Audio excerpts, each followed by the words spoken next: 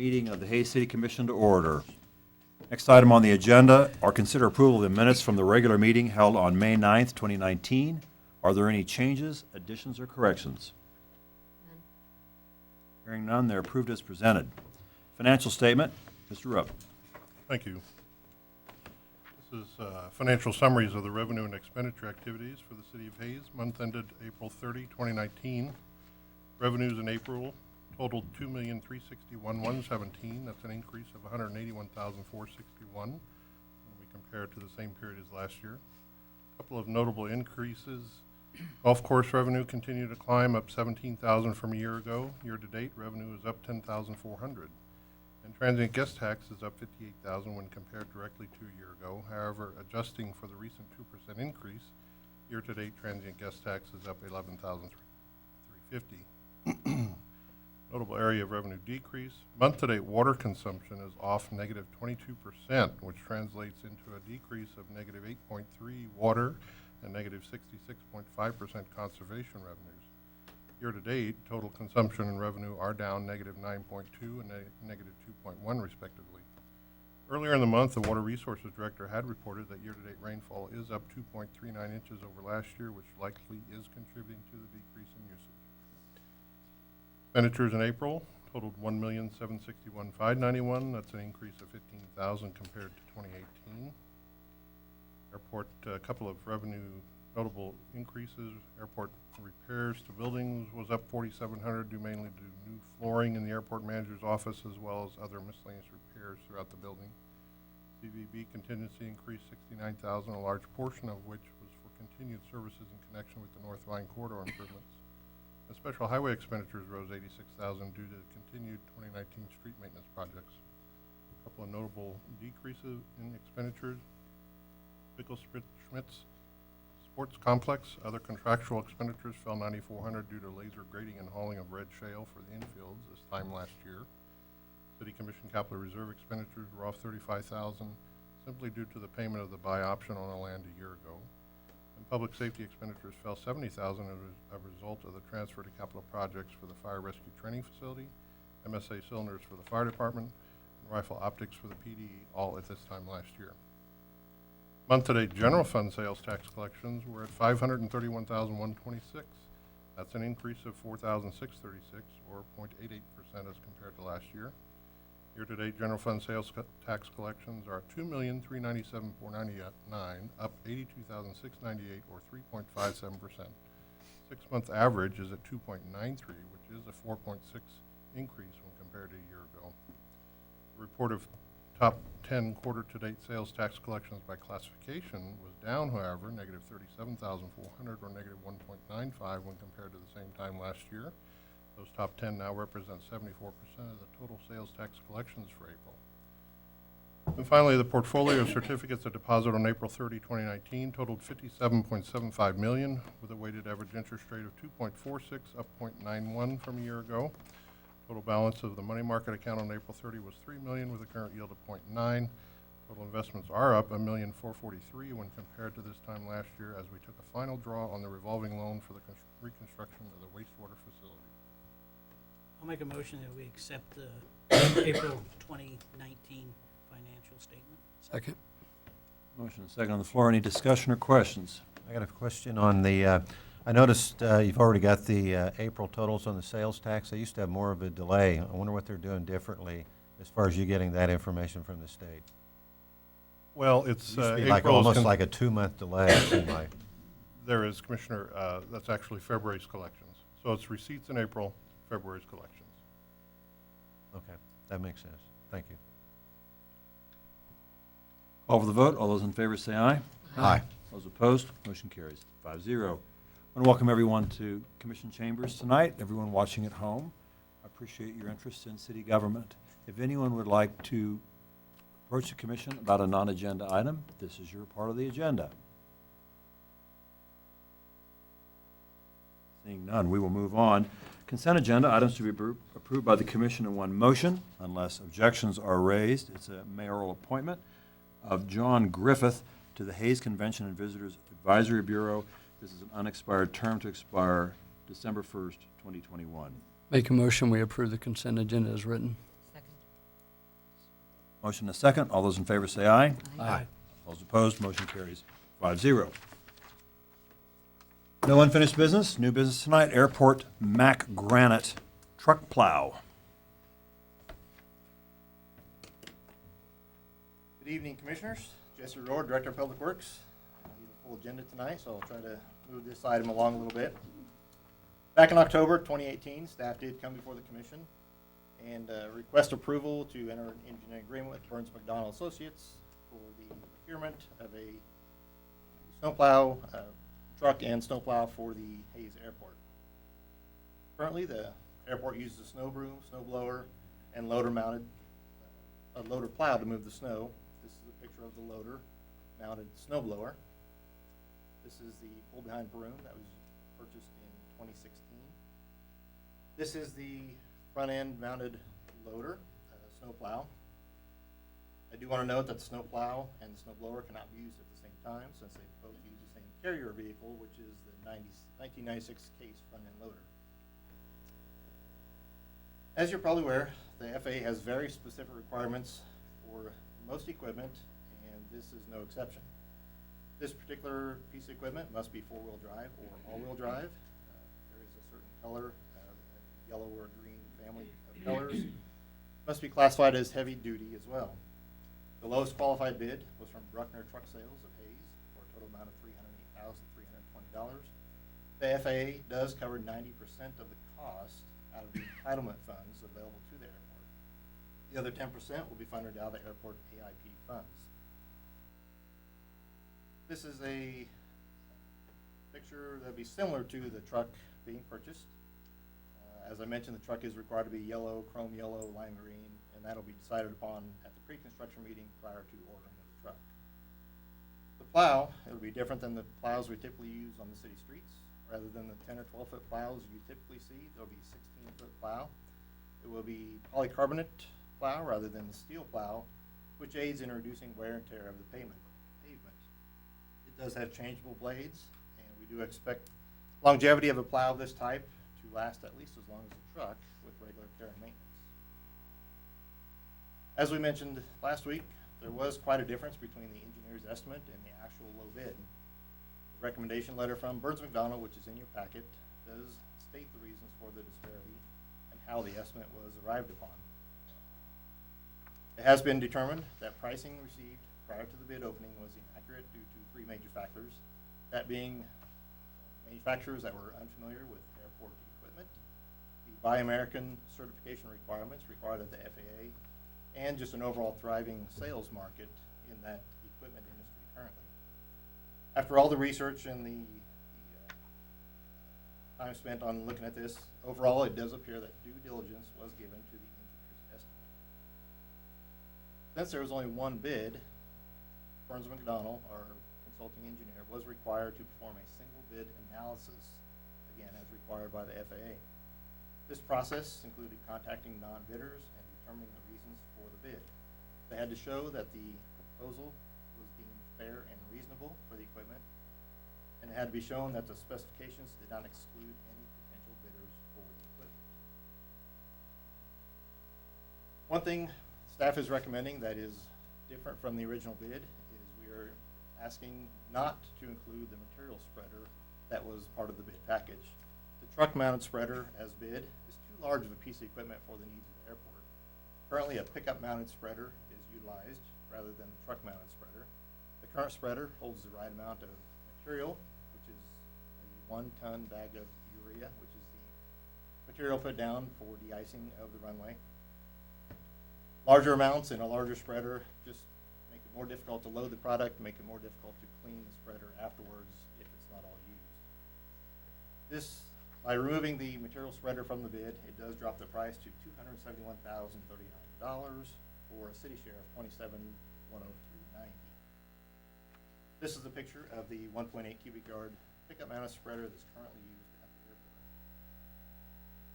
The warranty of the proposed equipment covers your basic standard warranty for the chassis, the engine, the transmission, and the carrier and axle housing.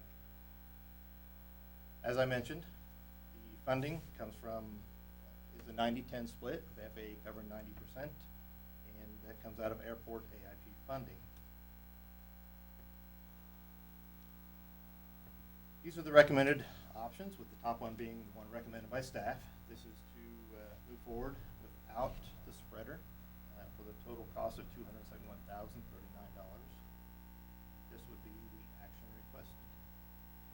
Mr. Chairman, I move we accept, contingent upon FAA awarding a grant for federal funding, accept the bid from Bruckner Truck Sales in the amount of $271,039.90 city share for the purchase of one Mack Granite 42 FR truck and 16-foot snowplow for the Hayes Regional Airport. Authorize staff to submit a grant application to FAA for federal assistance in funding this project, and authorize the city manager to take all actions necessary to carry out this project, including the execution of the FAA grant when offered. I'll second. Any discussion or questions? Jesse, a couple questions. If we do not purchase the truck, is this the same rules in the past on the airport? We have a chance of losing funding if we don't buy this, or is this a must that we need? The purchase of the truck isn't necessarily tied to losing funding. Okay. We have the funding available because of the emplanements in excess of 10,000 for Okay. previous years. The need for the equipment comes more for the process of snow removal at the airport, Okay. more so than the funding. And will the broom that we just bought 3 years ago still be used? Yes, Oh, the yeah. broom will indeed be used. Okay. The broom works great for the very light snows. As soon as it starts snowing, it's a little bit different than city streets. As soon as it starts, they're out there moving snow. They'll also move water and slush off the runway before icing can occur as well. Thank you. Call for the vote. All those in favor say aye. Aye. All opposed? Thank you, Mr. Rohr. Number 7, contract sewer cleaning and video inspection award of bid. Good evening, Commissioners. Jeff Crispin, Director of Water Resources. The Department of Water Resources initiated a multi-year program to clean sewer mains in 2013 to ensure proper operation and maintenance of our collection system. 2019 will be our 7th consecutive year of this program. This is a picture of a typical sewer jet truck. Problems that can be caused by lack of sewer line cleaning include sewage backups, manhole overflows, public exposure to raw sewage, and regulatory fines. The department does emergency snow removal. Excuse me. Sewer backup removal and cleans certain problem lines on a biannual basis, as well as can remove roots in-house. These problem lines are known as our maintenance route. This is an example of what the cleaning nozzle looks like. The nozzle is pushed with a jet of water from manhole to manhole, and debris is collected at a manhole and disposed of at our wastewater treatment facility. The camera inspections can occur at the same time as cleaning. Video inspection is also required of our contracts, of our cleaning contract. This helps provide early detection of flaws and will allow repairs to be made before catastrophic failures take place.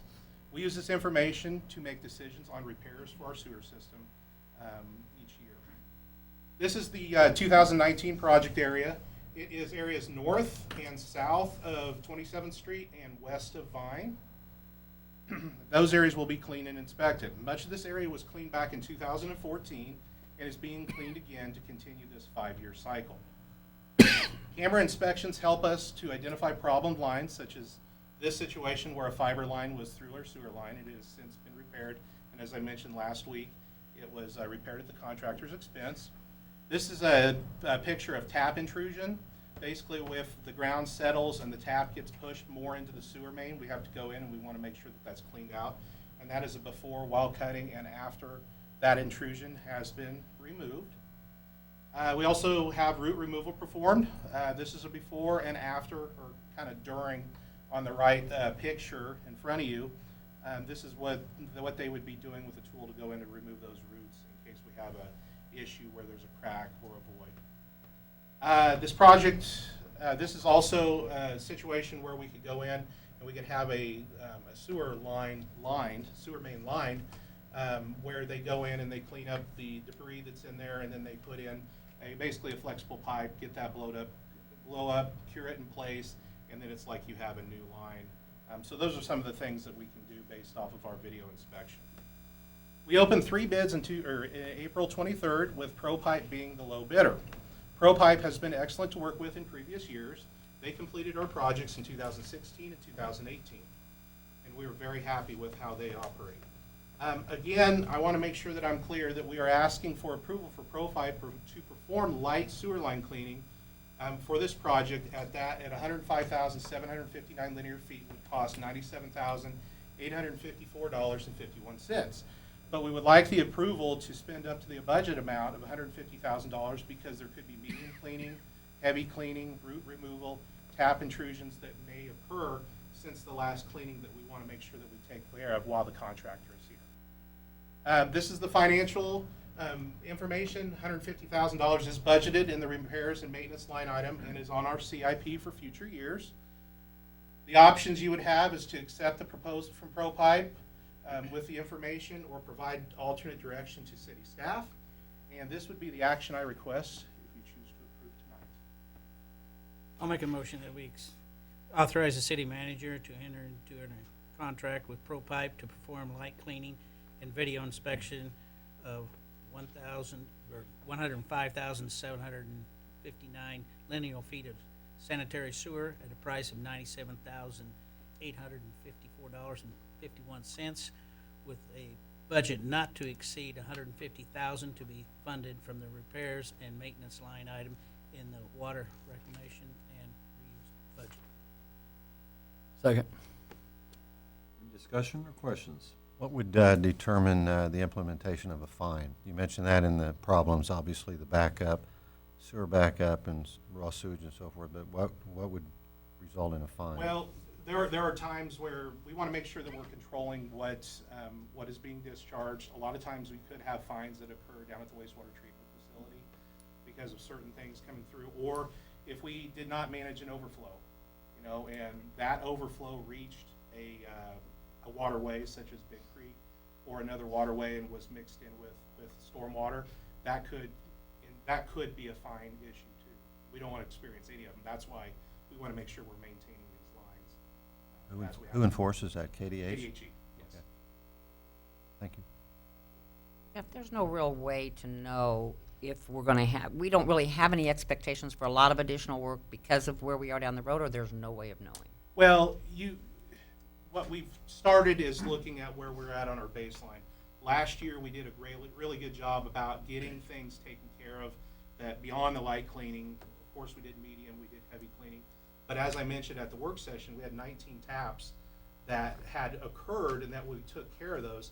In previous years, 16, 15, we didn't take care of as many taps as we probably could have. And that's why we're asking for that budget authority. That way we make sure that we take care of them when we're there and we don't have to come back. But as we continue this process, 5 years down the road, we won't Better all have the those time. issues. Thank you. Appreciate that. Over the vote, all those in favor say aye. Aye. All those opposed, motion carries 5-0. Good evening. Sorry. Water Resources dump truck award of bid. Go ahead. Good evening, Captain. Commissioners. Again, Jeff Crispin, Director of Water Resources. The 2019 budget included $130,000 for the purchase of one 4x2 dump truck for the Department of Water Resources Maintenance Department. This is a picture of fleet number 838. That was a 1997 Chevy C7600 dump truck. The frame broke on us on March 26, 2019. To be clear, this truck on our fleet schedule should have been replaced. We could have replaced it in 2017, but we try to make sure that we're being conscious of money, conscious of our vehicles, and we held that for an additional 2 years beyond the 20-year replacement schedule. But that vehicle has, the frame has broke, and we will be trying to get rid of that vehicle. Bid documents that we specified for heavier duty suspension to handle heavier loads, such as saturated soils and materials from water leaks. Additionally, this truck bed was specified to have a little bit larger body. It would be a 7 cubic yard body versus a 5. 4 qualified bids were received on April 23rd. The lowest qualified bid was from Summit Truck Group of Salina, Kansas, for the total amount of $101,717. I will add that all bids were actually reviewed as well by our Superintendent of Public Works and our Service Division gentlemen that work on fleet vehicles. So they reviewed this vehicle as well. Here's a photo of the International Model HV607 dump truck and the Henderson Mark E body proposed by Summit Truck Group of Salina, Kansas. Our truck will actually be white in color. If approved, arrival of this truck would be November or December of 2019, and it would be a 2020 model truck. The warranty service, I'm not going to read through all of them, but those are the warranty items for that truck, for the transmission engine.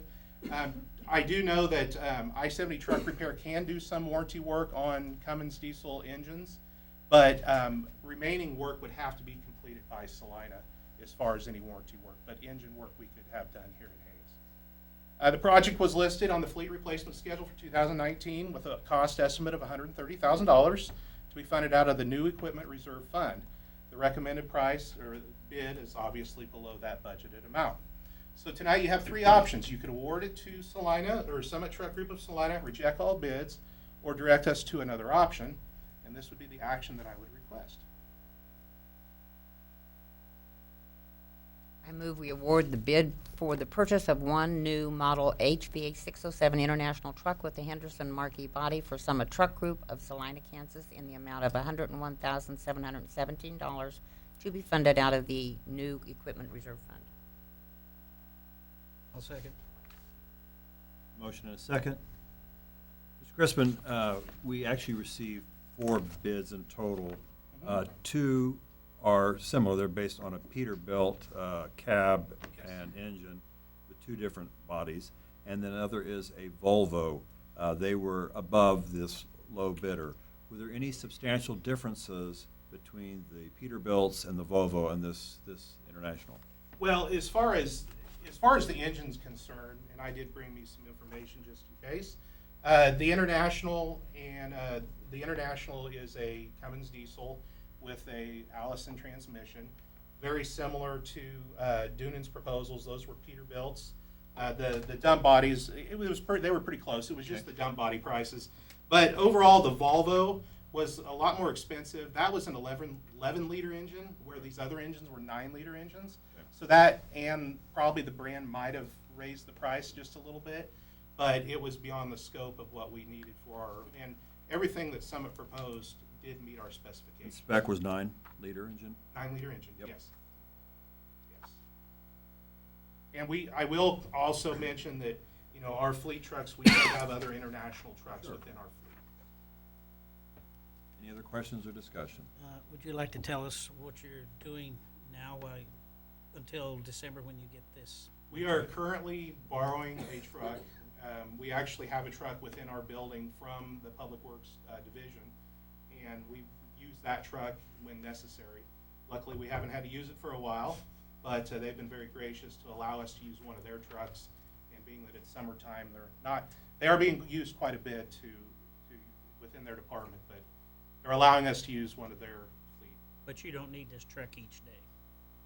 Not necessarily each day, Commissioner, but the one thing that we would be able to do is when we haul solids, we also use their trucks to haul solids from our wastewater facility. So, in essence, we could put that truck to work. It's not just for water leaks. Yeah, but I'm saying that you don't have to borrow this truck normally every day till December. But it is helpful to have, it is also helpful to have a truck ready to go for when we respond to a leak. That way we don't have to go access one from some other place. Thank you. Can you get salvage for it? The current truck, we would be putting that on Purple Wave auction, and we are working on that process right now. Any other questions? Call for the vote. All those in favor say aye. Aye. Opposed? Motion carries 5-0. Thank you, Mr. Crispin. You're ready. You're done. The next is the North Vine Corridor Improvement Discussion.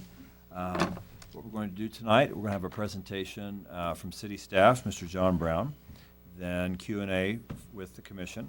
Then the residents have 2 individuals that are going to do a PowerPoint presentation that should summarize most concerns. We've allotted 20 minutes for that. And then we'll have questions and discussion. And then if other people after that, those 2 presentations, would like to come forward about an issue that we haven't addressed yet, that no one brought to our attention, please do so. And we'll give you 3 minutes or so. Not too hard, just want to make sure everyone has a chance to say what they came to say, if they had something. We will be very respectful of you, and we're glad that you're here, and we look forward to hearing this.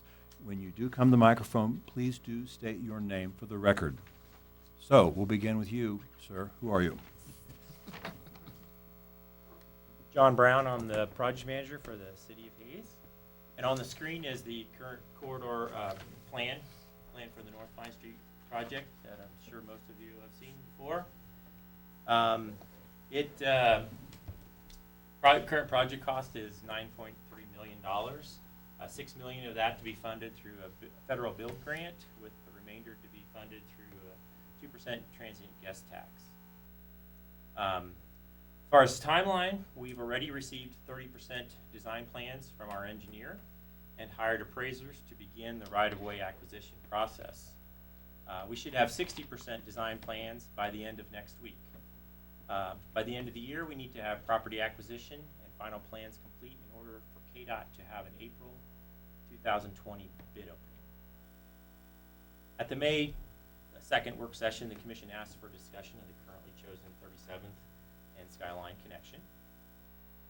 Since the 2012 comprehensive plan, this has been the desired connection to Vine Street. We'll talk a little bit about the problem on the Vine Street corridor, and that is the frontage roads. They do need to be disconnected or set back further from Vine Street. The situation will only get worse. It is something that we do need to address. The initial concept was to disconnect the frontage roads and reconnect 41st Street between the Phillips 66 and the Baymont Inn. This design was initially pursued due to the uncertainty with the former Ambassador Hotel property. Upon further examination, this option proved to be undesirable. Tonight I'll talk to you about 3 options. The first option is to simply close 41st Street with 2 sub-options. One would be to disconnect 41st Street and dead-end it. The other option would be to connect 41st Street to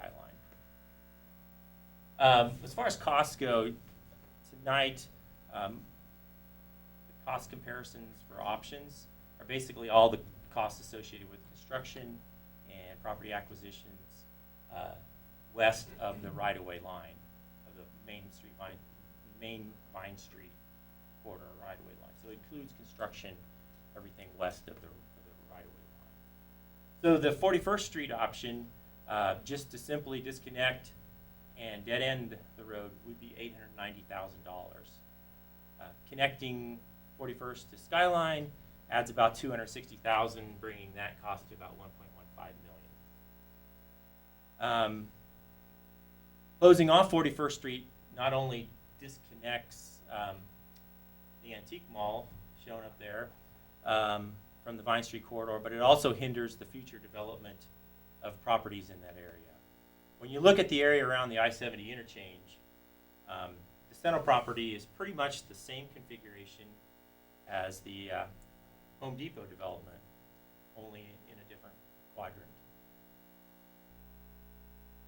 So even though this option has the lowest construction cost and the least amount of right-of-way to acquire, it will add more traffic to the 32nd, 33rd Street area, disconnect an existing business from Vine Street, and hinder future development. When we look at the 41st Street option, running it between the Phillips 66 and the Baymont Inn, the cost is approximately $1.8 million. It has extremely narrow right-of-way without taking any businesses. There's cost to relocate personal property, and there's potential cost for lost business as a result of this option. Looking at the pros and cons, it does provide status quo for the residential area west of Skyline. It is the most direct reconnection of 41st Street to Vine. However, it does require the taking of property from existing businesses. Private business disruption has a higher total cost and has a probability for congestion in that area. So knowing all the drawbacks of the other 2 options, the commission ultimately decided upon moving forward with the option 37th and Skyline option. It is in line with the comp plan. It allows for the best traffic flow. facilitates future development of adjacent properties, and it does not impact existing businesses. When you look at the pros and cons, it does provide convenient access to Vine Street from a residential neighborhood. Extending Skyline to 41st will better facilitate development of undeveloped properties in the area. Improved traffic circulation. It limits the right-of-way acquisition to vacant properties, currently vacant properties. There's no taking of active business properties. And there's less utility conflicts with this option. It does have a higher construction cost than simply disconnecting 41st Street, and it could provide more traffic on 37th Street west of Skyline, and there is more square footage area of right-of-way to acquire. I'm sure all of you have received comments and questions from residents in the area over the last few weeks, and we have compiled several of the more common questions. One question asked is, why another thoroughfare? Well, 37th Street would not become another arterial. It would simply provide access to Vine Street. Will the city acquire additional right-of-way and widen 37th Street? No. Will the city remove parking on 37th Street? No, 37th Street is wide enough to handle current traffic and future traffic volumes and parking along both sides. Skyline cannot handle two-way traffic. Skyline handles two-way traffic as it is now, and will continue to do so in the future. Will there be more traffic on 37th Street? More traffic is likely, but it will not be significantly more. Most people will continue using 33rd Street and 41st Street as they do now. 37th Street is not wide enough to handle more traffic. 37th Street is the same width as 33rd Street, which handles significantly more traffic. Truck traffic will increase. It is unlikely that trucks will access this area. There will be signs prohibiting truck traffic. Is another bridge over Skyline Draw worth the expense? The actual box culvert proposed over Skyline Draw is estimated to be about $30,000. Does the current $9.3 million project cost include this option? Yes. With that, I will stand for questions or turn it back over to Commissioners? I guess the question I have, Toby, I know I brought this up earlier with you, is why would not, and I know some of you guys told me you disagree with this, but I guess in my eyes, meeting somewhere in the middle, what is the negative to connecting between 37 and 38? What'd you say? Connecting the straight across between 37 and 38. So what Sean is asking is, instead of having the curve in 37th to mirror up to 37th on the west, it would be going straight. The thing you would be missing out on is symmetry. Right now, it would be, if you did it the way it's designed, it would be a seamless four-way stop at most, that area. So you would be going into a T, right or left. The traffic would have to flow that way. So it would just be, it would be an offset intersection. That would be the biggest difference between the concept and running it straight.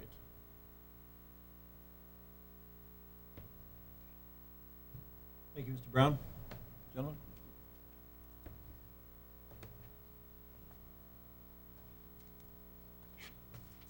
Good evening, Mr. Mayor, Commissioners, citizens of Hayes. My name is Ryan Reimer. I live at 114 West 37th Street in Hayes, Kansas. As a member of the Hayes 37th Street Association, I would like to thank city leaders for this opportunity to address our concerns over the project. Our official presentation today will be in two parts. Firstly, I'll be reviewing the safety concerns as been presented to me, and then Mr. Daniel Littlebarge will be presenting his concerns over design flaws and options. First, I'd like to present to the Commission 100 plus signatures of residents of our community that are formally against any connection of Skyline or 37th or our addition directly to Vine. If I may? Sure, please, absolutely. Thank you.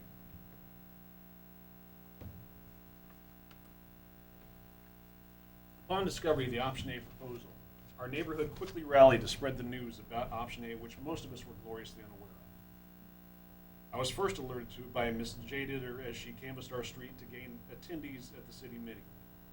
Initially, I was in utter disbelief because up to this point in time, the only plan we had seen had been the 2016, which showed no connection of 37th to Vine or Skyline to Vine. And it merely showed roundabouts. Prior to then, a few residents had said they had heard rumors and speculations about the 2012 plan, which they had contacted the members of the city about, and those rumors were dispelled and they were laid to rest and no further mention or discussion was given. So we kind of figured this would all just kind of go by the wayside. Until the meeting back in April where we had seen slides from WSP show up on Hayes Post that indicated Option A, putting a through street down our residential area. Well, there are a number of reasons why our association feels that Option A is not the best plan. Today, our chief concern is with safety. Let me first pose a rhetorical question to everybody here on this council and in this room. How much is the life of a child worth? It is apparent that the overall intent of the project North Vine is to reduce accidents caused by the many hazards in the area surveyed. Considerations were made for intersections from the interstate south to 32nd Street. Per the Vine Corridor Study project done by WSP from a period of time from 2012 to 2015, 124 collisions occurred, resulting in 22 people being injured. Estimates for monetary damage and non-injuries was $3,250 per crash and $175,000 per injury crash for those suffering injuries. The total price of accidents during that time frame was $3.7 million.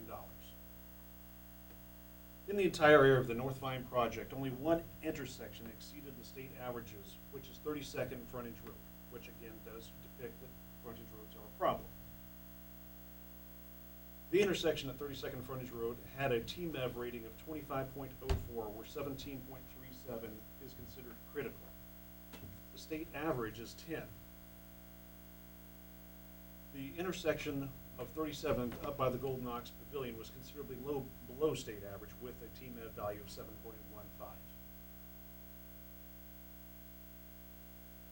As per the verbiage of the Vine Corridor Study of WSP on page 24.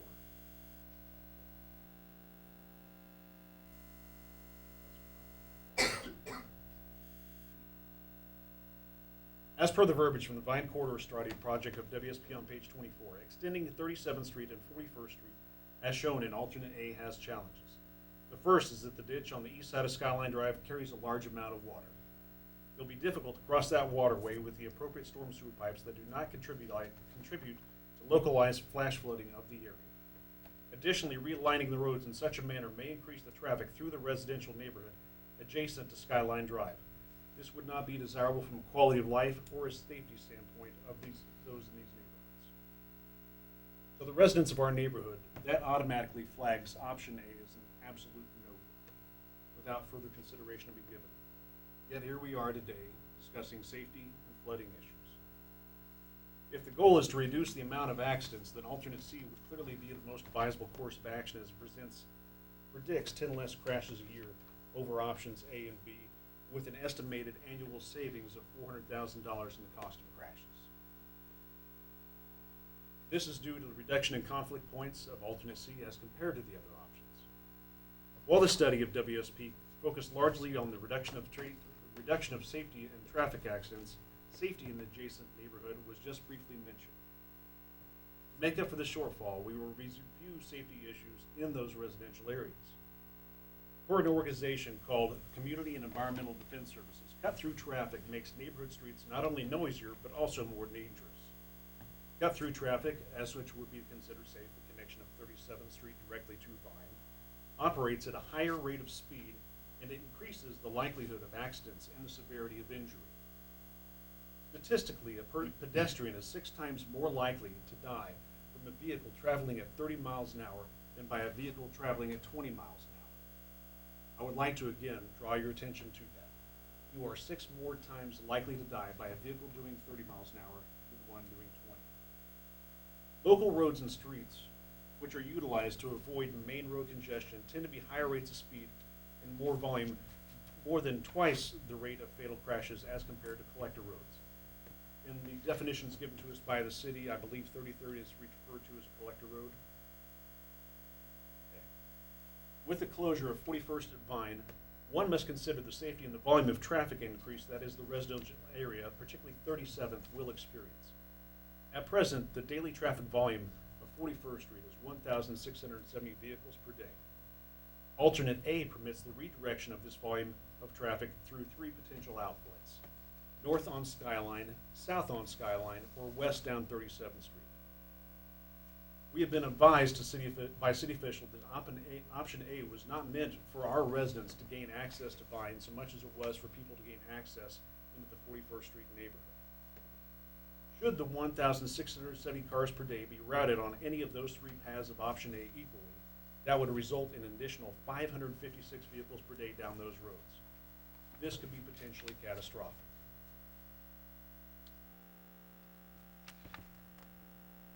At its narrowest point between 33rd and 35th Street, Skyline has a width of merely 19 feet. Compare this to typical residential streets which have a width of about 34 feet, and you clearly see the problem here. I can't guarantee that everybody's going to turn right or go straight onto Skyline or 37th. Some people will inevitably turn left, cutting across to 33rd because they're trying to avoid further traffic on Vine. Living on the 100 block of West 37th Street, I drive Skyline Drive daily. Some of you may have seen my video. As I come home from work in the evenings and the western sun in my eyes, I oftentimes find young kids out playing in the street. Cognizant of their position and of their location, I slow down drastically to avoid any conflict. A number of times balls have run out in the street and I'm generally aware that they're there. No accidents happened. If we triple the volume of traffic down through our neighborhood, that increases the likelihood of fatality with those youngsters, people's children in our neighborhood drastically. And this is something that just simply does not need to happen.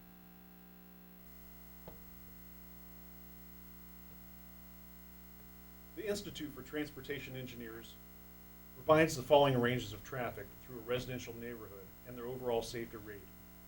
Good, or excellent rather, is less than 300 vehicles per day. Good is 300 to 600 vehicles per day. Acceptable is 600 to 1,200, and poor is anything over 1,200 vehicles per day. With a single family household generating 10 trips per day, this includes to and from school, work, etc., including deliveries going to and from that residence and basically visit my own and his office days. That would put 240 vehicles on our street, on our 100 block of 37th Street alone, up and down 37th. That currently puts us in the excellent category. If we were to have those 1,670 vehicles per day added, split in 3 with additional 556 coming down our street, this would result in 796 vehicles per day on 37th Street, thereby tripling the volume and putting us in an acceptable category. The most dire of circumstances and estimates include bi-directional cut-throughs that would potentially increase the traffic on 37th Street to 2,200 vehicles per day. This would be completely unacceptable. Presently, the composition of our neighborhood ranges from young families with children to people nearing or at retirement age. Having walked door to door, having talked to my neighbors, and heard their concerns, it is clear why we all chose to live in the neighborhood. Mainly, it's safe, it's one in which you could raise a family, where the hustle and bustle of Vine Street is distant, concerns of through-passing criminals are few, crime occurrence is low, homes are affordable, and they are not likely to flood. The potential creation of a connection to Vine Street negates all the reasons why we chose this area. As an ER nurse, I've spent considerable time listening to radio traffic, not only of EMS, but that of fire and police as well. While there are financial benefits being proximal to the interstate, anybody who's listened to the scanner or read the police blotter do understand that it does come with its hazard as well. Whether it be high-speed chases of criminals on the interstate, which could quickly and easily detour onto 37th Street, violent transients that may congregate in the proximity of the bus terminal, or drug or human traffickers, certain unnecessary threats are being posed to our neighborhood with direct access to Vine and being the most proximal off-street to the interstate. On a pleasant day, numerous children can be found playing and riding on their bicycles, playing near or on the street. As I drive home from work, the twins are out playing in the street. I slow down so I don't hit them. Should the volume of traffic on our street triple as it would under option A, if not worse, again, I would ask you, how much is the life of a child worth? According to the American Academy of Pediatrics in 2009, approximately 900 pediatric pedestrians under the age of 19 were killed. 51,000 were injured as pedestrians in 2009, and 5,300 of those were hospitalized due to their injuries. Due to their underdeveloped cognitive, perceptual, and behavioral abilities, young children lack the ability to safely negotiate traffic independently. Should the argument for safety come down to monetary value, may I offer the following to consider. In 2015, the medical costs for children ages 10 to 19 being struck by, accidentally, or against was $3.9 billion, and the total medical cost of injury-related deaths, children 19 and younger, was $18.3 billion. This is from the Children's Safety Act. Arguably, one of the most critical injuries a child could sustain and thus survive is that of a spinal cord injury. Spinal cord injury, per the Shriners Hospital, is predicted to have a lifetime total care cost between $500,000 and $3 million, depending upon the severity of the injury. Mr. Mayor, Commissioners, we the citizens of the Skyline Edition of the 37th Street Association plead to the sensibilities of our city leaders and strongly urge you not to develop any plan that would connect 37th or Skyline to Vine Street. And I, as a nurse, a soldier sworn to protect, urge you to seriously contemplate the safety and well-being of the residents of this neighborhood, and most importantly, their children. I thank you for your time. Thank you. Thanks for coming.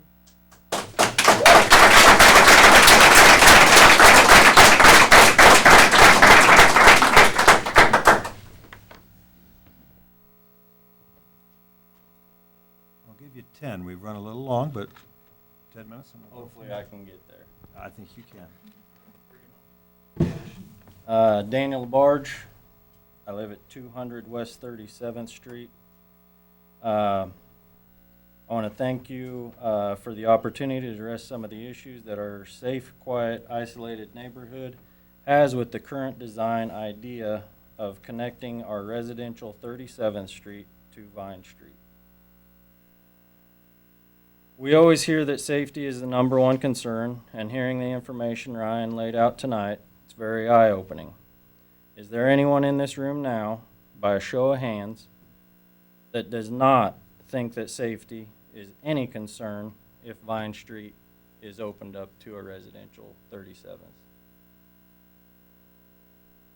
If safety alone isn't enough to change the minds of the city staff and the commission that 37th should not be connected to Vine, I'm going to show you additional reasons why it is not a need.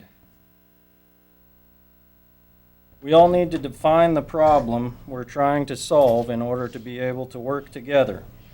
We want to work with you, not against you, to solve this unfortunate problem.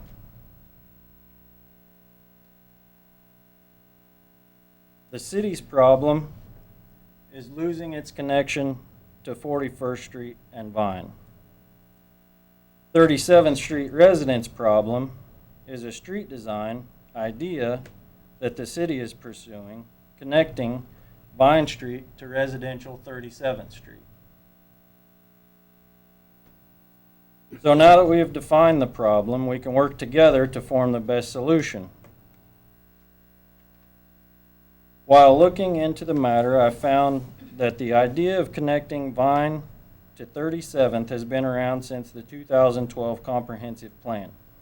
And ever since this idea has been around, there have been very big and very bad issues with it, according to CFS Engineers, the firm that helped with the 2012 Comprehensive Plan, and echoed now by the current engineering firm, WSP.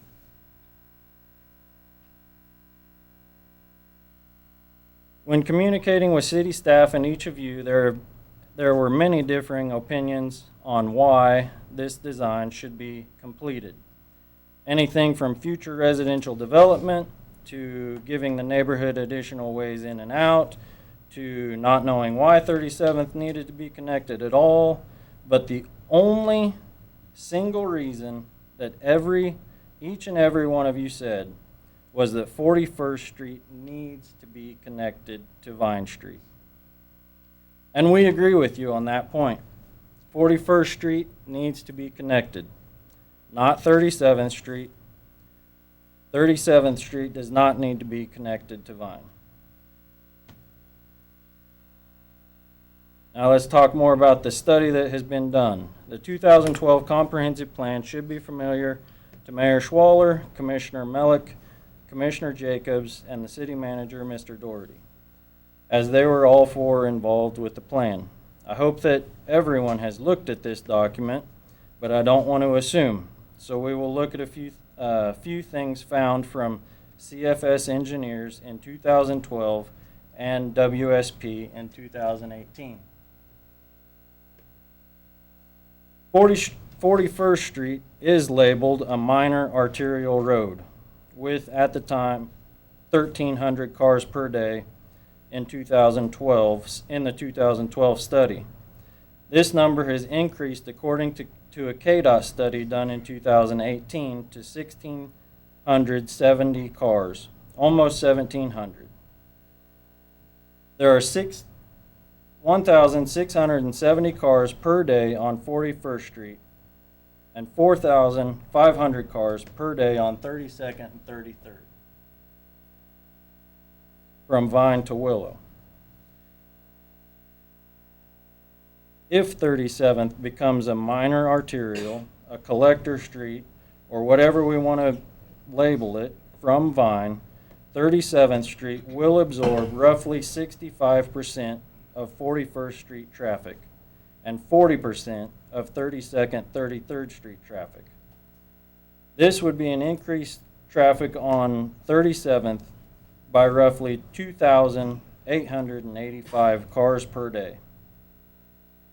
We would like to have a car count completed at 37th and Skyline, Fort, and Willow for a baseline number in the very unfortunate event the current design moves forward to completion.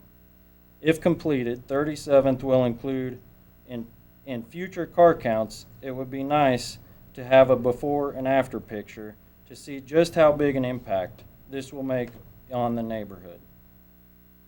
We believe the red shaded area will continue to use 41st Street to Skyline to 37th to access Vine. The purple shaded area will continue to use 32nd and 33rd Street to access Vine. If 37th connects, the green shaded area will now use 37th Street to access Vine. We also believe the red shaded area with use 37th and continue westbound to their destination when returning from Vine. And a portion of the green shaded area will exit Vine at 37th Street to cut through and access their house from 37th when returning off of Vine Street. Now we agree with you, 41st Street should not be closed.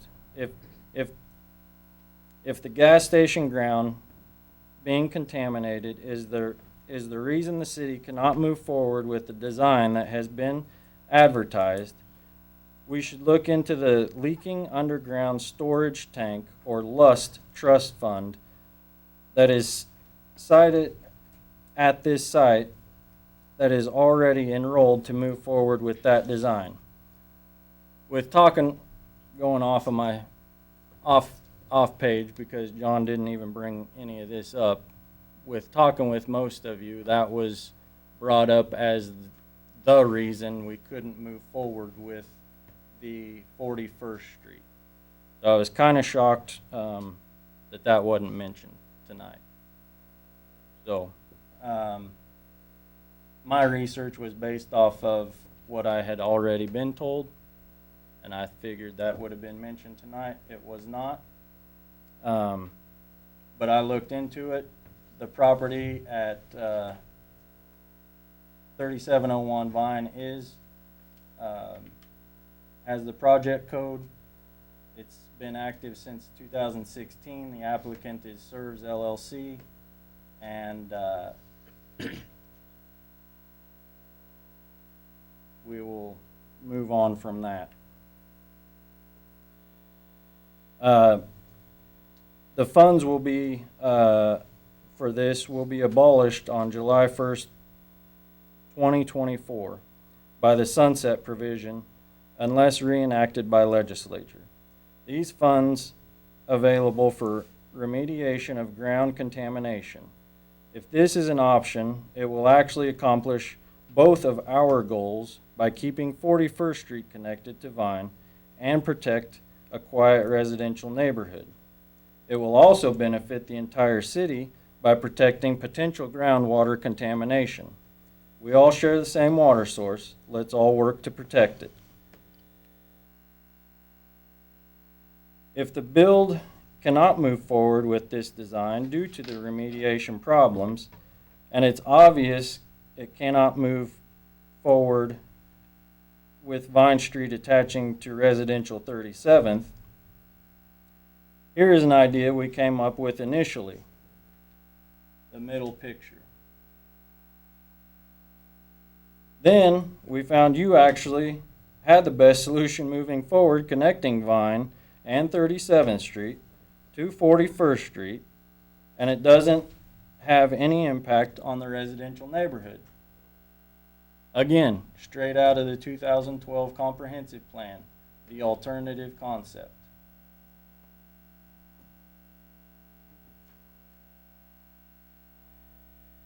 So, let's see why the engineers doing the study do not think the design of extending 37th Street and 41st Street, as shown, is a good idea.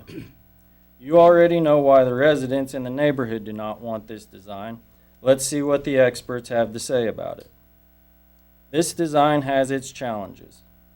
The first is that the ditch on the east end of Skyline Drives carries a large amount of water. It will be difficult to cross that waterway with appropriate storm sewer pipes that do not contribute to localized flash flooding of the area. Additionally, realigning the roads in such a manner that increases traffic through the residential neighborhood adjacent to Skyline Drive.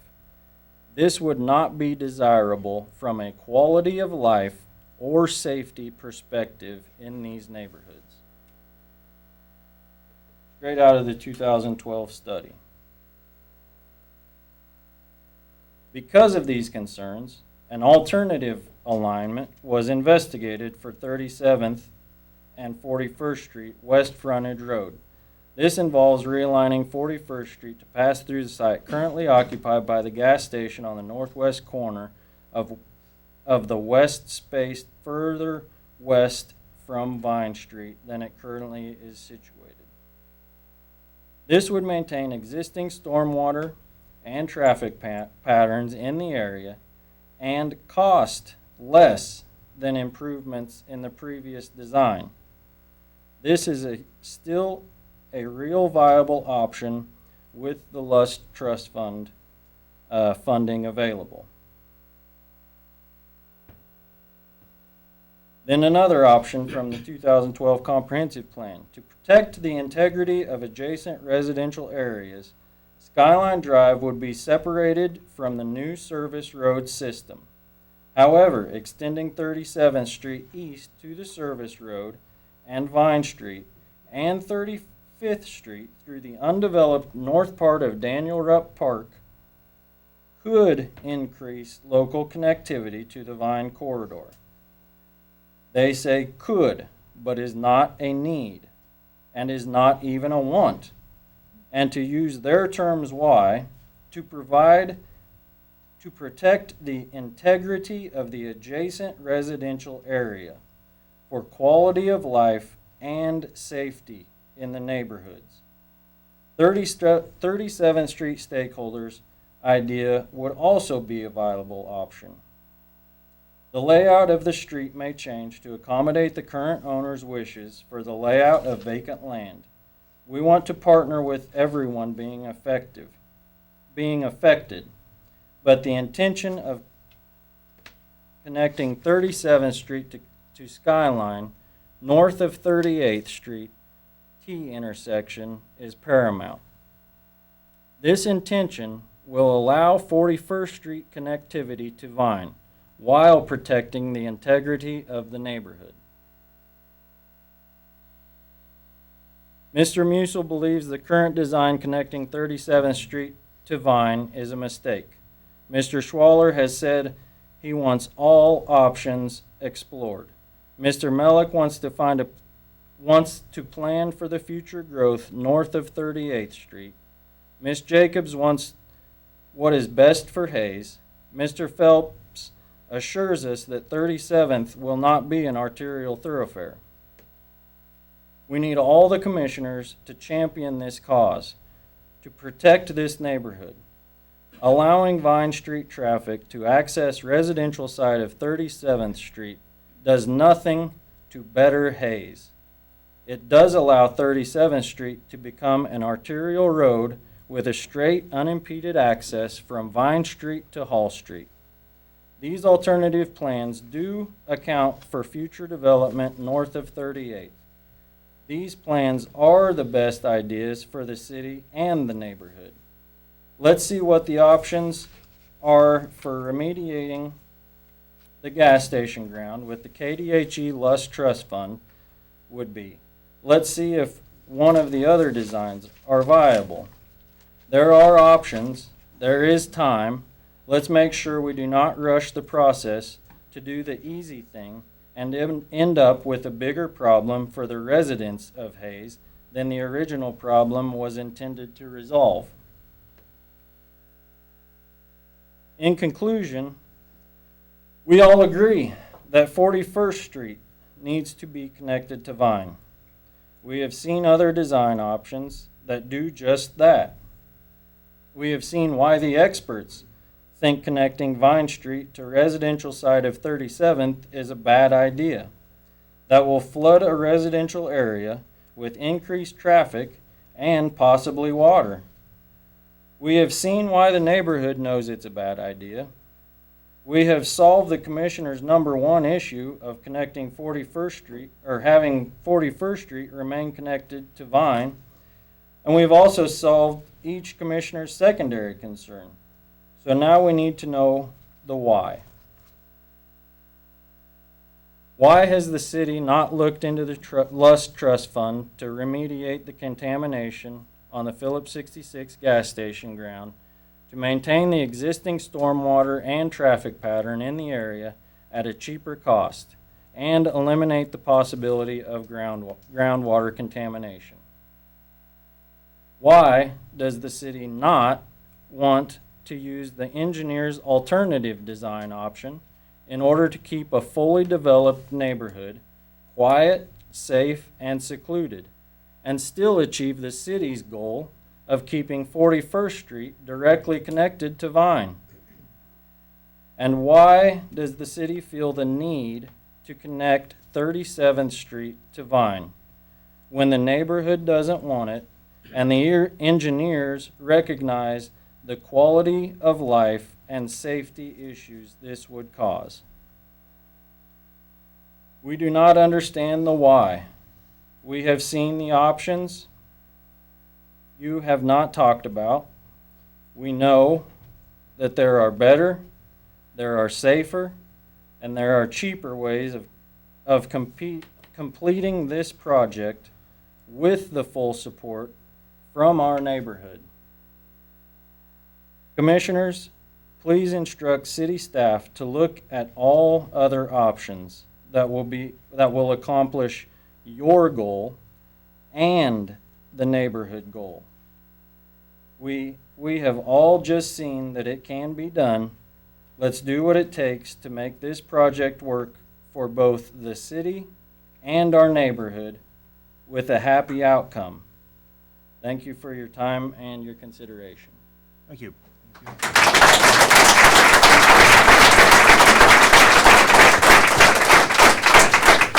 Commissioners, do you have any questions? I have one for John Brown.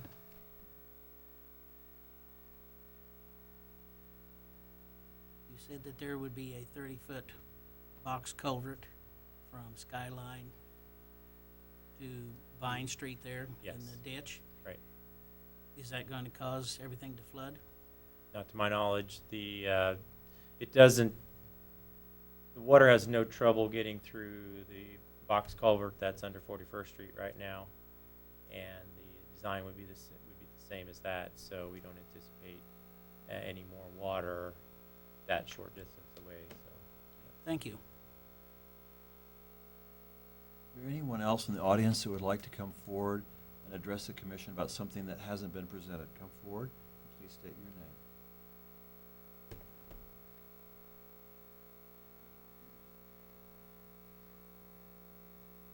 Good evening. Hi. My name is Bill Wassinger. I live at 214 West 37th Street. And I just have two comments. The last one was just asked by Commissioner Millick. When we had the big rain the other day, water was over the top of the 33rd Street by that culvert. Okay. That was just, and that, we get bigger rains than that, so the box culvert you're putting in further north would do the same thing. It's not big enough to handle large volumes of water. Okay. Number two, the other thing I've heard is you're doing this for future development.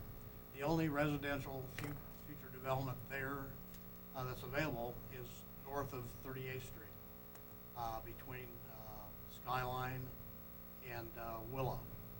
If you look back, many years ago, I worked for Beaker Construction Company when all that ground was platted. It was platted, I believe, starting at 34th Street all the way to 38th. Willow, if you just, all you have to do is drive by there, Willow Street, 4th Street, and Skyline were all designed to go to 41st Street. So you're talking about moving traffic, those three streets would do that without making an arterial street out of 37. Thank you. Thank you. Appreciate it. Oh, yeah.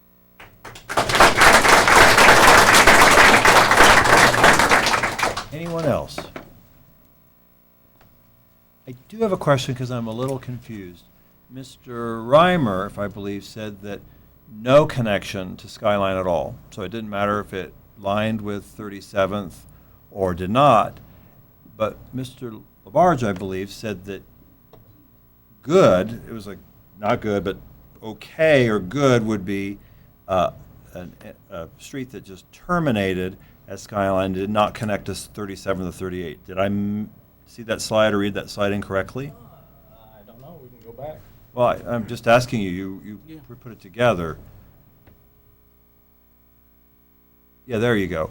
So good, it goes through, I don't know. No, good is, sorry. Oh, the gas Good- station. Good Okay. is through the gas station, yeah. Okay, so it doesn't matter to you as well whether it connects to 37th or it just came straight through and abruptly ended at Skyline, giving no one the option of just going forward. No, You I don't like think that. better is to curve it and attach it north of, I don't know how this thing works. Kim, you want to show them? Is it that? Yeah. Oh, yeah, you that's got right, it. you have to hold it Yeah, I down. got it. There's only 3 buttons, so. This one is just something I thought up, and it is curving it and attaching it. So this is 38th, I believe. This is the alley behind 38th. This I drew in as reference to future 39th and future 40th, and curve it, which would then push it north and straight back into 41st Street. That would make Skyline essentially a one-way, which Oh, wow. with the 19-foot at 33rd probably already should be. Really? But then the next one down you say is best? Yeah, Well, the problem with Okay, that, so- good. so right what you're there, s- it's not not Okay, but what connected you're at saying all. is we need to connect in over to 35th. No, I also Well, I said think that we that's- don't. You said that- that's the best, so I'm looking at that coming across, and we cross Skyline or Line 30 up to 35th. Okay, and that's if you look at just the picture and didn't listen to the Oh, I comments. listened, I listened, I just, you said The- this was the best. Okay.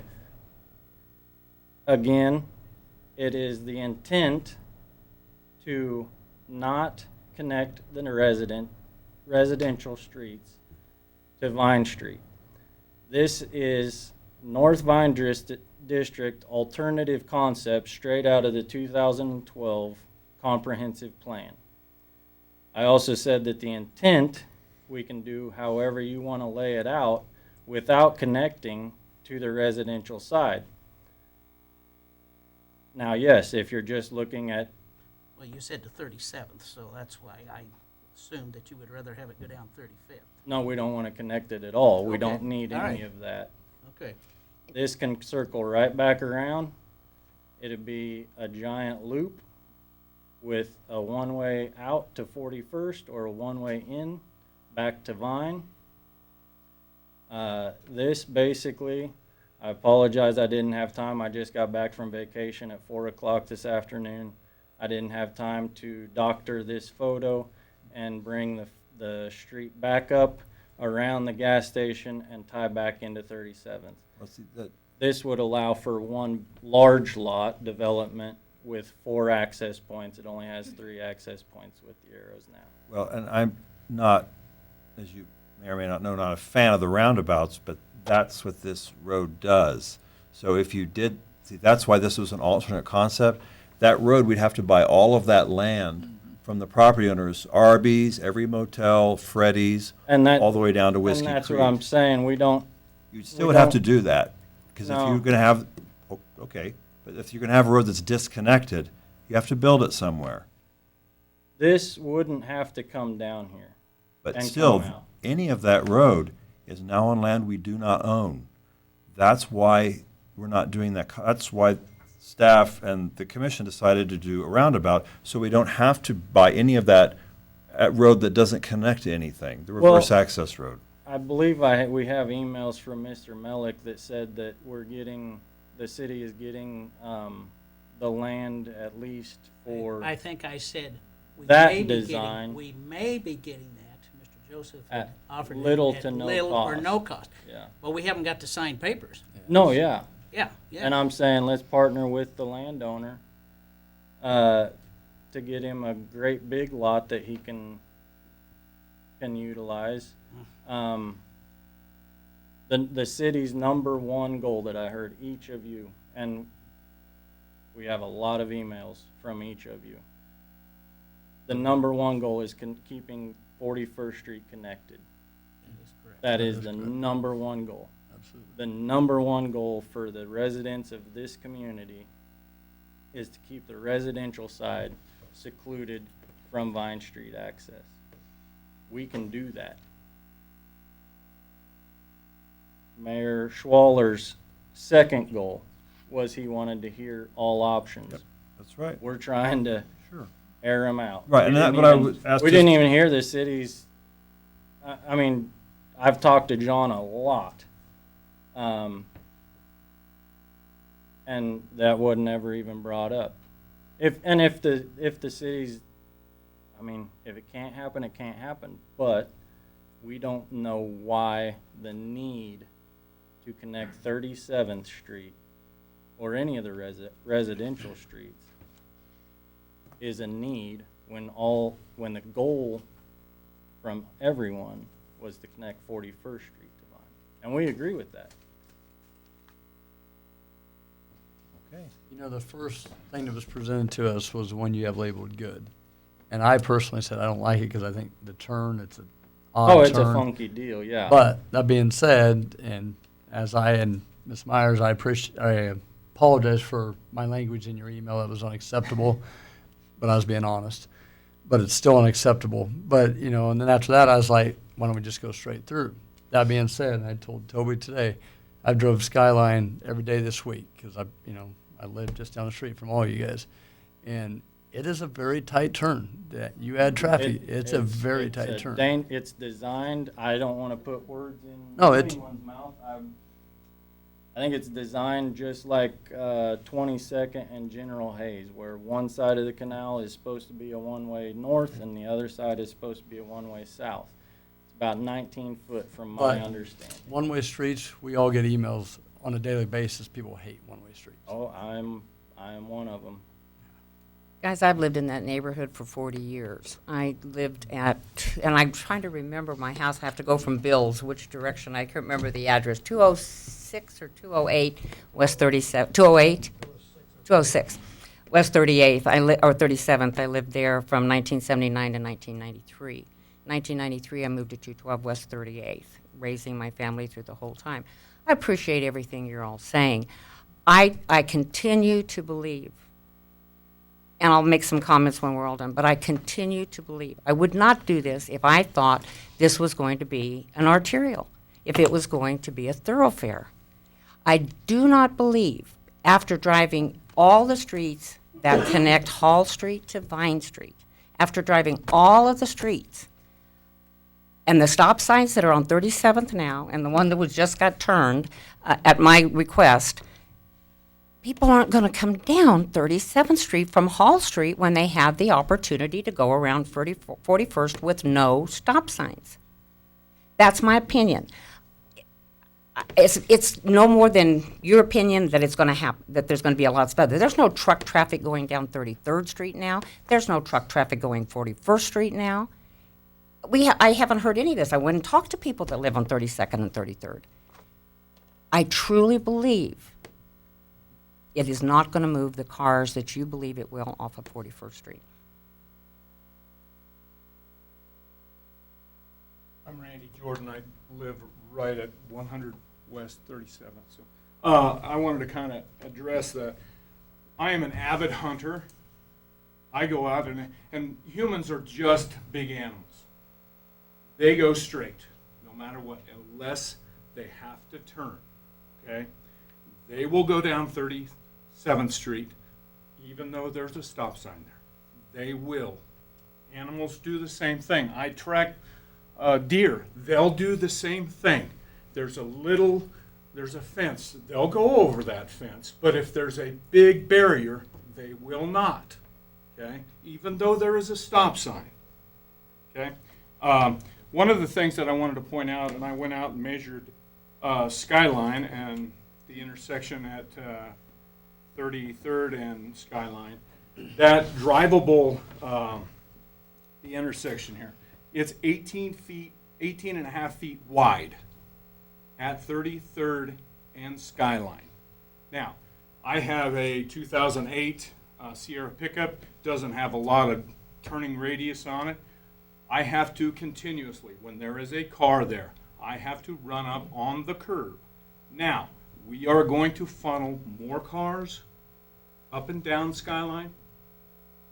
I have a problem with that. It isn't wide enough. It really is not. So, thank you.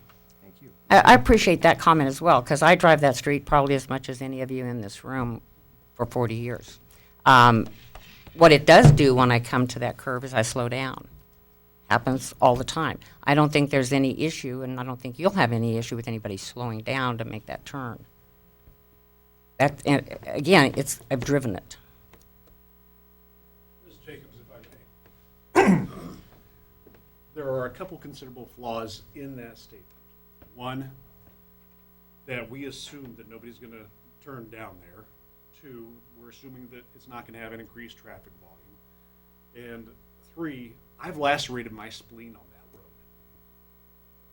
Mr. Phelps came along with Lieutenant Colonel John Rupp to come see me in the hospital room at Hayes Medical Center after I got moved up to the acute floor from the ICU. I spent days in the hospital. There's loose substrate on the edge of Skyline Drive because it's uncurbed. And we also estimate that your argument may be incorrect because you're assuming that it's just going to be people of our neighborhood driving down Skyline. I agree. If that is the case, people are cognizant of the hazard. Sean said it. You said it. I said it. We are all cognizant of the limitations of that street, and we will adjust fire as necessary. Other adjustments in fire that need to come, the stop sign was a decent idea. But the one thing that I've heard repeatedly from gun lobbyists and people who say we all need to have guns is signs don't stop bad people from doing bad things. So if I put up a sign that says a gun-free zone, that's supposed to magically stop shooters from occurring. So if I put up a stop sign in my neighborhood, law-abiding citizens will stop. But for those who don't, they're not law-abiding citizens. And I've said before, and people have heard the high-speed chases that come off the interstate, and if you don't think for 1 second there's a remotest possibility any of those could come down 37th Street, careening into cars and houses, and that they're going to abide by a stop sign, that is a fallacy of logic that I cannot begin to fathom. Thank you. Sorry, don't mean to take up all of it. The stop sign's in my front yard right now. It just got moved there. And I appreciate it.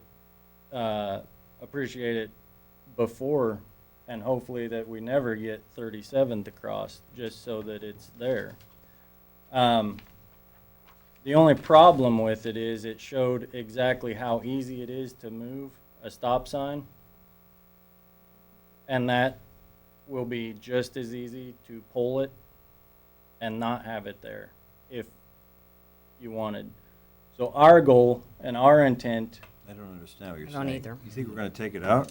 Or somebody's going to come along and pull it out? I'm It- confused. That our goal is not to have 37th tie into Vine.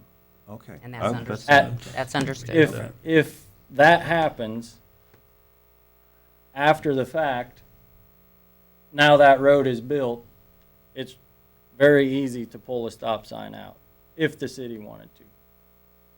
What? That's my. So you're that's saying my we're going to only remove point. the stop signs? No.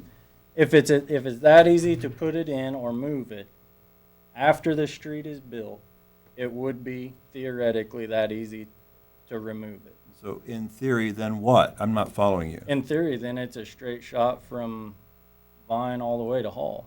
Are you saying, but you've not answered my question. Is the city going to remove it, or are you saying you're going to remove it? Oh, or no, what? no, I want it there. I'm saying Okay. we're trying to stop Vine Street from connecting to 37th. I get that, but I don't follow the second half, and I don't need I to do, and I understand don't it. think I like it. Well, I don't understand. No, and I don't. it's easy to pull the stop sign if the city wants to pull Your the stop suggestion, sign. Mr. Labarge, that we would do that and be sneaky about it and put this in place just to get you to think it was a better idea, I really object to that. I think, there's a lot of people in this room that know me very, very well. I'm honest, I'm straightforward, I've listened to every single one of you. I've gone out and I've done my own fact-finding. I've read everything that's been forward. I've honestly spoken to everybody that wanted to talk to me.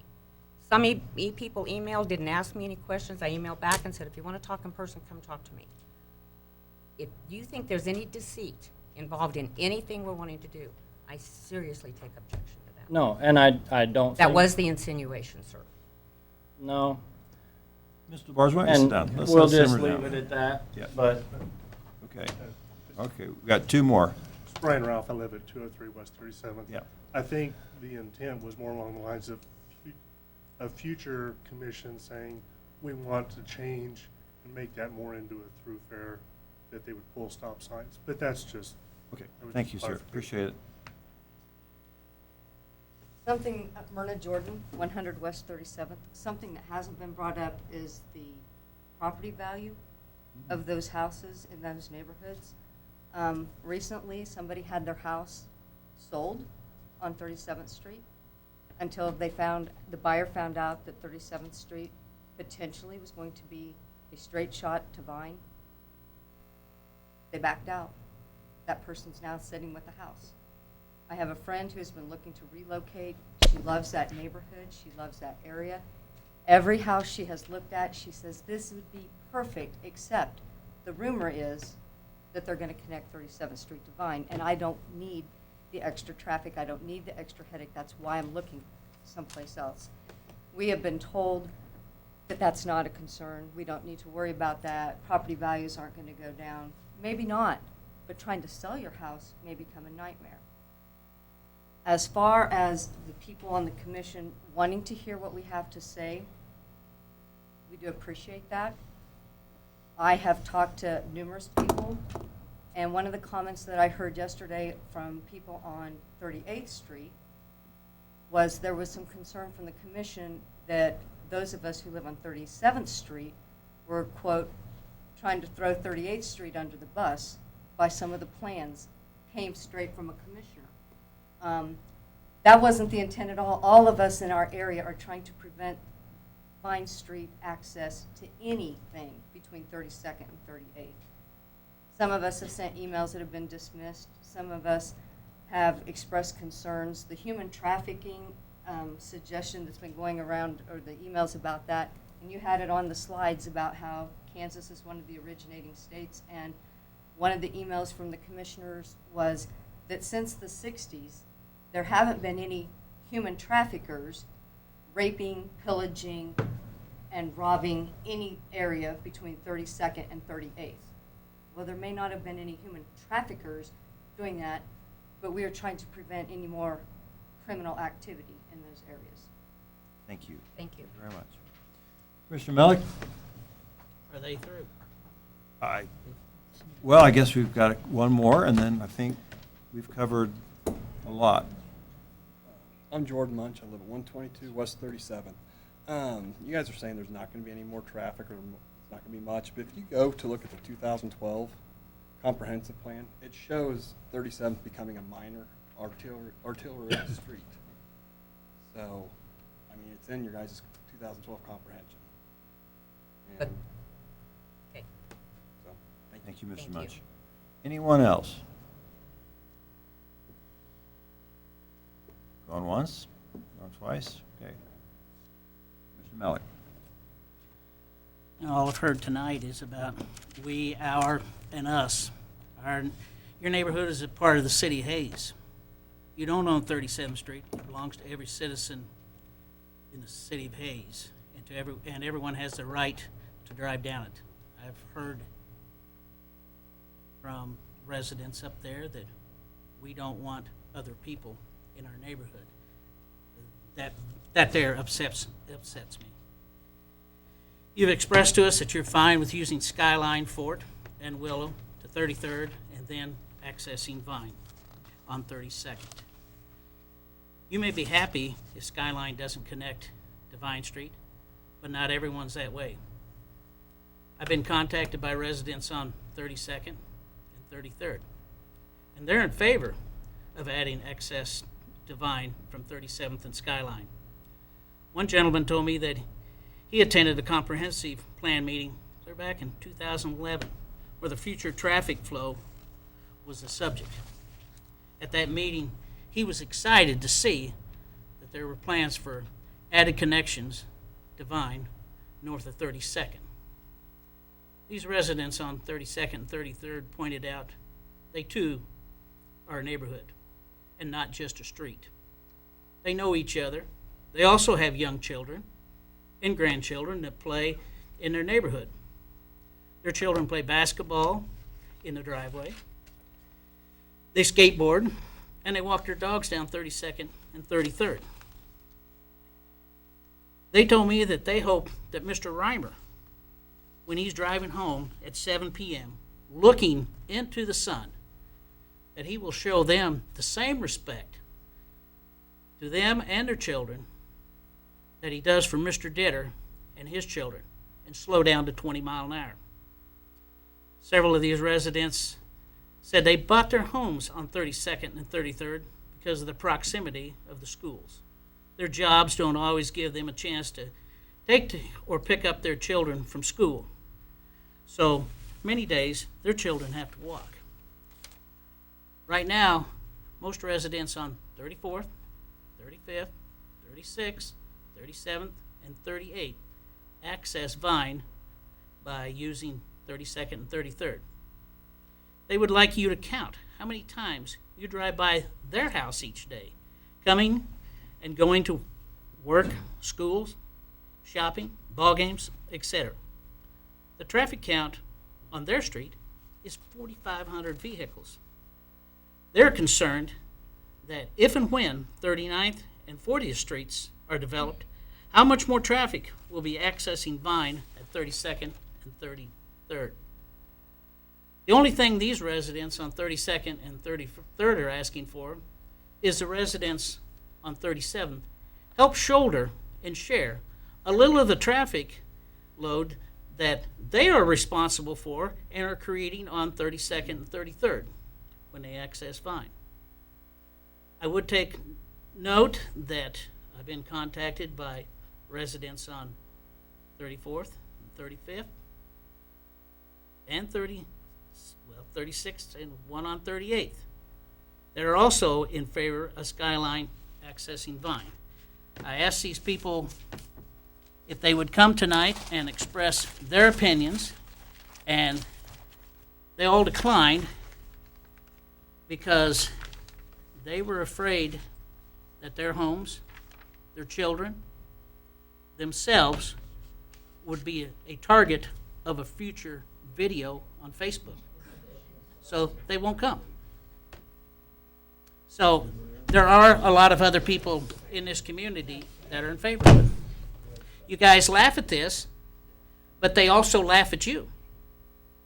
So that's a two-way street there. No, I think you guys, the floor is no longer out there. Is that not correct? This is commission discussion. I have a really short statement, and I did write it down because all of this is as emotional and passionate for me as it is for all of you. And when that happens with me, as my fellow commissioners will know, sometimes I start rattling. And I've never been gavelled, but maybe he would threaten to. It might be. So I really want you to understand from my soul where I'm coming from. I really want to thank each and every one of you here and at home for getting organized, for creating possibilities, and sharing your passion and emotions about this project in a very respectful manner. I want to tell you that every single person I talked to was very respectful, and I tried to be that in return. None of that was lost on me in the way you handled it. Secondly, I want to assure anyone who thinks my decisions are made for personal or political reasons, you're very much mistaken. I ran for this position with my own passions and emotions for this whole community and its future, and I've demonstrated that for the last 40 years in this community for everything I've done and worked towards, with focus on sustainable economic factors as well as quality of life issues. I've listened to each person who has contacted me. I've appreciated the input, whether you believe that or not. I've appreciated your input. Mr. Jordan, I really appreciated your email. I have done my homework. I've done fact-finding. I've done a lot of soul-searching. I've driven up and down those streets I don't know how many times in the last 30 days. I also want you to know that I trust the city staff, and I trust our engineers, and I trust the people that bring these plans before us and recommend to us what is the best. Having said that, I haven't changed my mind about the value of the project we've put forth. As of right now, I'm suggesting we move forward, but I know other commissioners will be asking for other things to happen as well. But it doesn't take away that I appreciate each and every one of you and the fact that you came forward and organized yourself to do so.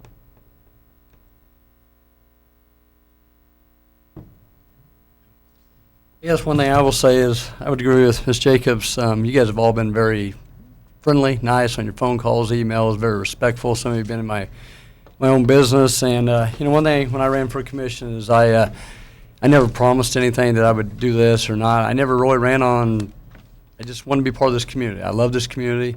Many of you guys know that I've knocked on your doors twice running for a campaign or campaigning, and you guys were very friendly, opened your doors, and I appreciate that.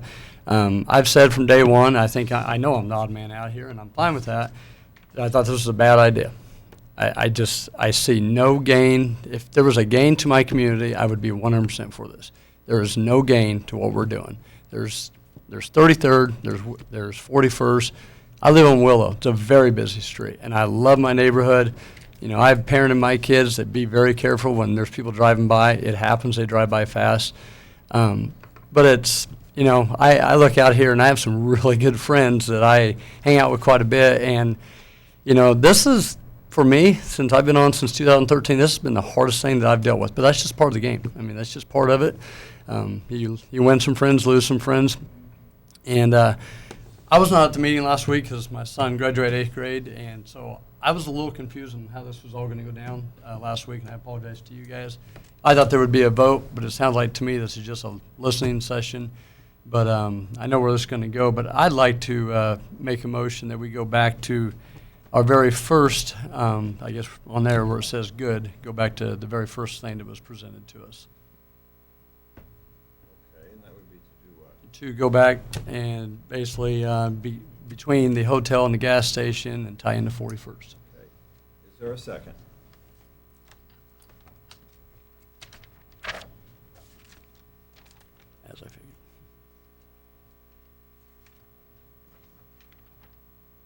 Hearing none, the motion dies for lack of a second. Anything you'd like to add? Nope, that's it. Commissioner Phelps, would you like to say something?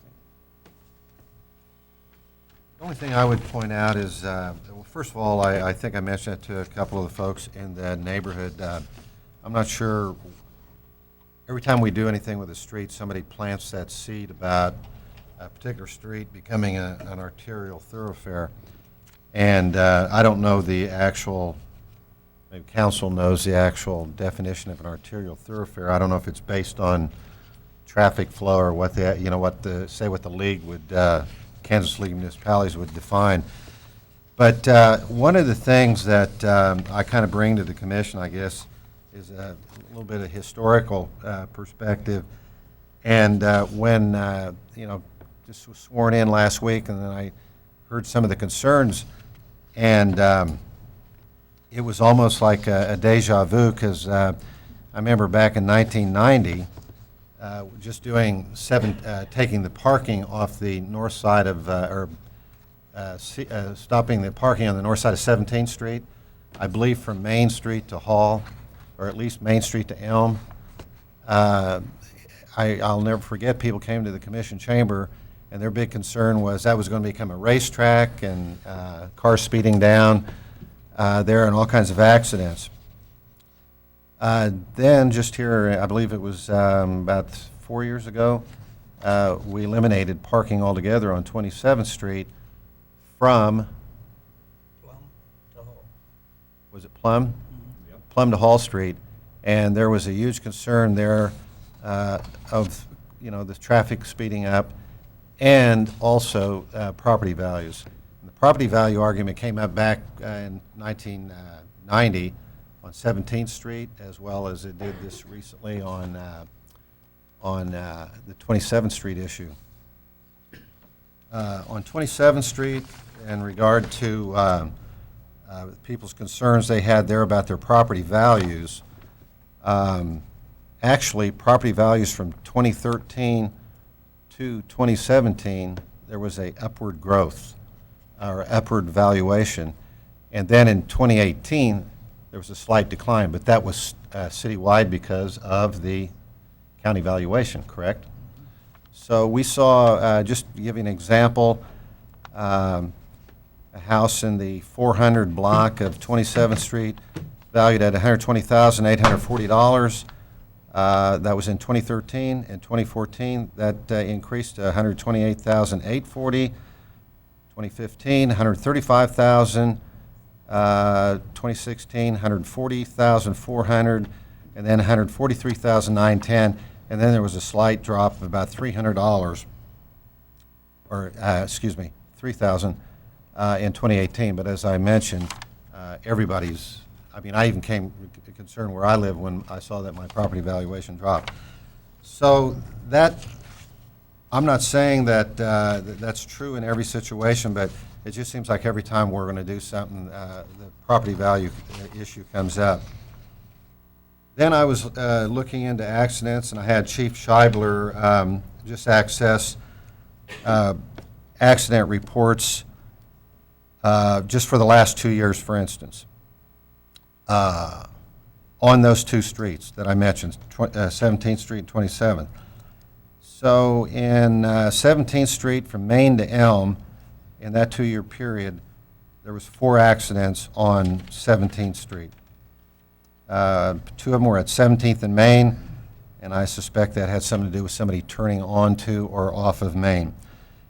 And then in the 400 block of West 17th, and I'm not sure if that's at actually Elm Street or something, but that's kind of that awkward intersection there where that could have happened. So that argument from back in 1990 about the number of increased accidents on 17th Street apparently has not come to fruition. Then I looked at, or I had the chief get me the information on 27th Street from Plum to Hall for the 2017 through 2019, and there's been 9 accidents. And I would point out that 3 of those are in the 500 block of West 27th, and I believe that's the intersection of 27th Street and Hall, and probably something where somebody turned in front of a car that was going through the intersection. 1 at 400 block, 2 at 300 block, 1 at 27th and Walnut. So that argument there, really hasn't taken place. And of course, we have ways of controlling the speeds on 27th Street. It's probably patrolled a little bit more than 37th Street at this time. And, we have, speed limit signs. They do their, I don't know what you call that device they put out there that kind of records your speeding or your actual speed. I think that has a dramatic effect on, the traffic flow through that area. So as I look at this issue, I knew that as I've been trying to be a quick study on catching up with you guys on this, that argument or the concern that we always have about increased speeding and traffic accidents and all that seems to be recurring, but there's ways to control it. And obviously, you requested the stop signs being turned around, but also I never figured out why that or where that who planted that seed about that becoming an arterial thoroughfare. The way this the proposed design is, it's just not going to happen in my opinion. Go ahead. I think Mr. Labarge brought that forward where maybe they began thinking that was going to be an arterial because it was stated that way in the comprehensive plan. I shared that information with as many of you as would read it. Everything in that comprehensive plan is not necessarily happening the way it was designed. When you look at that, the best design right there, and I think, Henry, you'll remember how we really wanted that service road to be, which would move that service road behind all those businesses. And it was really a beautiful plan, and it would have worked beautifully, but it would have cost so much money. And it would have solved a lot of the issues we're talking about tonight, but it would have cost so much money to acquire all that land from 33rd all the way up. It was just not something that could be done. So often when we do comprehensive work looking into the future, there's a little dreaming involved. And not that we ever dreamt it would be an arterial. And I apologize for coming back at you a little bit, Mr. Labarge. I didn't mean to do that, but those of you that know me know I'm pretty passionate and emotional too. There is, for many of you, I expressed empathy that I understand because I've been through it, and as Commissioner Phelps noted, and so I kept the sewer map. I can look at every neighborhood where there was a proposed change in the street configuration, or we widened the street, or something happened, whether it's Wheatland or the Country Club or Hall or 27th or 13th or 22nd. And this is a discussion, and it's the same discussion every time. But it is possible that all of those things could happen, but the probability is low. And I do admit there are some problems, but there are really no clear alternatives that we have that will benefit everyone. And that's it. There are pros and cons to all of them. And yes, there's some things we didn't address. That is correct, because those were speculation. We don't know about many of the things that were brought. Why didn't you look at this? Well, because some of those things are speculative in nature. We don't have access to information from KDHE. We simply don't. And so we don't know much about certain things. And we will do our best to configure this in a way that's safe. And we'll do our best to make sure that it's monitored and taken care of. And I understand and I empathize with you. The fear of the unknown is huge. When we started to do this, and I asked, well, why are we connecting this neighborhood to Vine Street? And the reason wasn't just because of 41st, because the thought was that you would like to go to Vine Street. Right. Well, so I understand that you don't use Vine Street, and you don't go to Walmart, and you don't access the interstate, and you have another secret way of doing it. But I was told by staff, and the other commissioner said, well, that would be beneficial to them. Now they won't have to go down to 32nd and 33rd, go through 2 roundabouts. Now you'll just have one. Now again, you wanted to know, why did you do it? I'm not defending it, I'm just telling you the discussion that was had at the time. And you may chuckle, and you may think that I'm making fun of you. I'm not, I'm telling you the answer. So if you don't like the answer, I don't know what to do.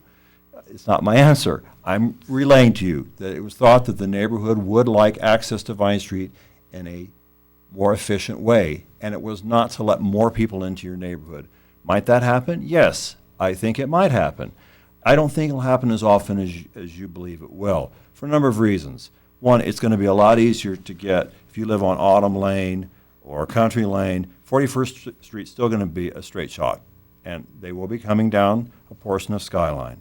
I don't think they're going to want to drive through your neighborhood unless you have great Christmas lights, and then they might.